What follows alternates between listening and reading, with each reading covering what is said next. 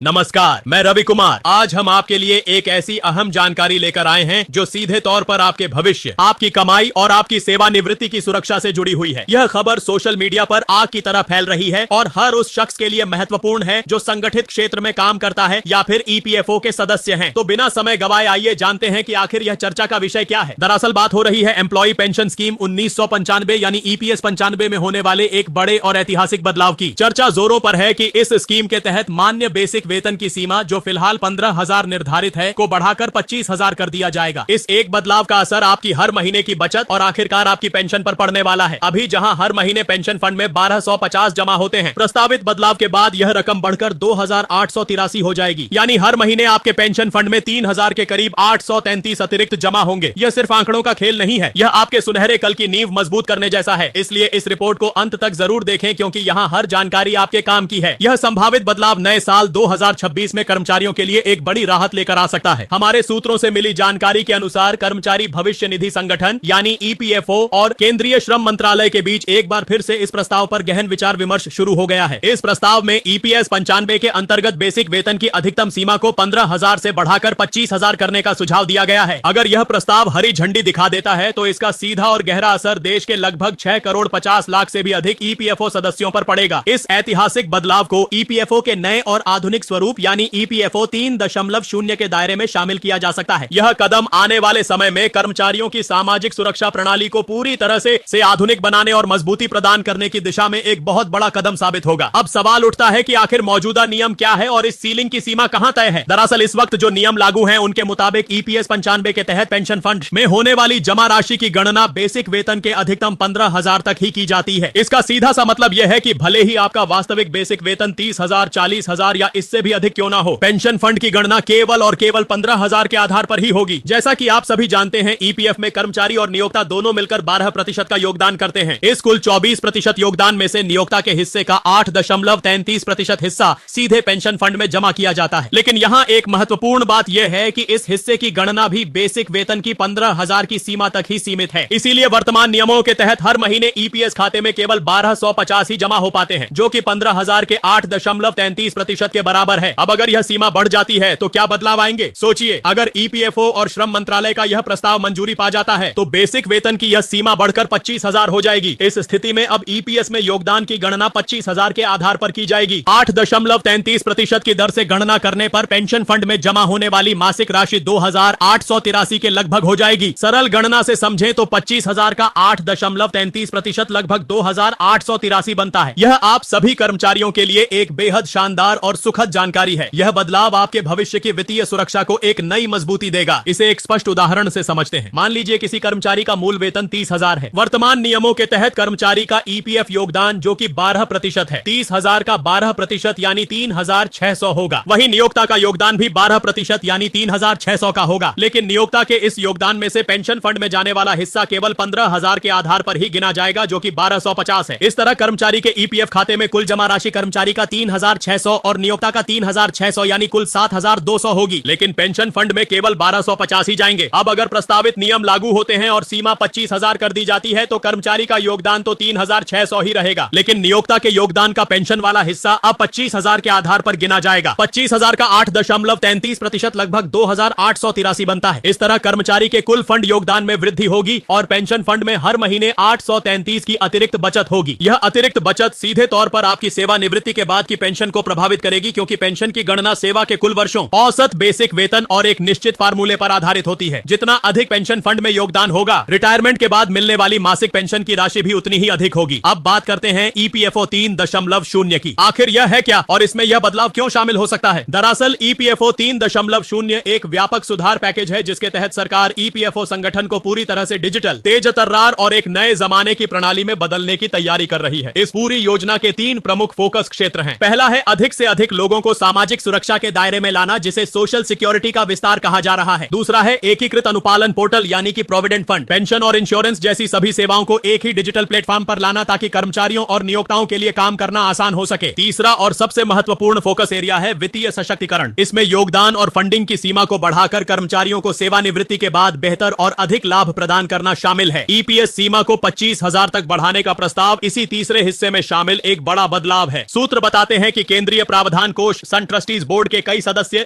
इस बदलाव के पक्ष में हैं और इस मुद्दे पर श्रम मंत्रालय के साथ गहन चर्चाएं जारी हैं। सबसे बड़ा सवाल यह है कि आखिर इस फैसले से किन किन लोगों को लाभ मिलेगा। जैसा कि हमने पहले भी बताया, ईपीएफओ के देश भर में 6 करोड़ 50 लाख से अधिक सक्रिय सदस्य हैं। अगर यह प्रस्ताव मंजूर हो जाता है तो इसका सकारात्मक असर लगभग हर वर्ग के कर्मचारी पर देखने को मिलेगा। निजी क्षेत्र में काम करने वाले कर्मचारी, छोटे और मझौले उद्योगों में लगे हुए ईपीएफओ के सदस्य और भविष्य में ईपीएस 95 के तहत पेंशन पाने वाले सभी लोग इसके लाभार्थी होंगे। कुल मिलाकर हर महीने पेंशन फंड में होने वाला योगदान बढ़ जाएगा और लंबी अवधि में देखा जाए तो मासिक पेंशन की राशि में भी उल्लेखनीय वृद्धि होगी। यह बदलाव कर्मचारियों को एक सुरक्षित और सम्मानजनक रिटायरमेंट लाइफ की ओर एक बड़ा कदम है। लेकिन क्या वाकई में ईपीएस सीलिंग में इस बदलाव की इतनी आवश्यकता है? इस सवाल का जवाब हाँ में है। आपको जानकर हैरानी होगी कि ईपीएस की सीमा में आखिरी बार बदलाव वर्ष 2014 में किया गया था, जब इसे 6,500 से बढ़ाकर 15,000 किया गया था। उसके बाद से अब तक 1 दशक से अधिक का समय बीत चुका है। इस लंबे अंतराल में महंगाई दर, मूल वेतन के स्तर और यहाँ तक कि सार्वभौमिक न्यूनतम मजदूरी में भी काफी वृद्धि हुई है। आज की तारीख में केंद्र सरकार द्वारा निर्धारित न्यूनतम मजदूरी 18,000 के आसपास है। ऐसे में 15,000 की ईपीएस सीमा वास्तविकता से काफी पीछे रह गई है और यह कर्मचारियों को पर्याप्त सामाजिक सुरक्षा प्रदान करने के मकसद में बाधक बन रही है। इसीलिए ईपीएफओ बोर्ड के कई सदस्यों और विशेषज्ञों का मानना है कि सामाजिक सुरक्षा का वास्तविक लाभ तभी मिल पाएगा जब योगदान की सीमा को वास्तविक आर्थिक हालात के अनुरूप बढ़ाया जाएगा। यह कदम न केवल पेंशन फंड की वित्तीय मजबूती को बढ़ावा देगा, बल्कि कर्मचारियों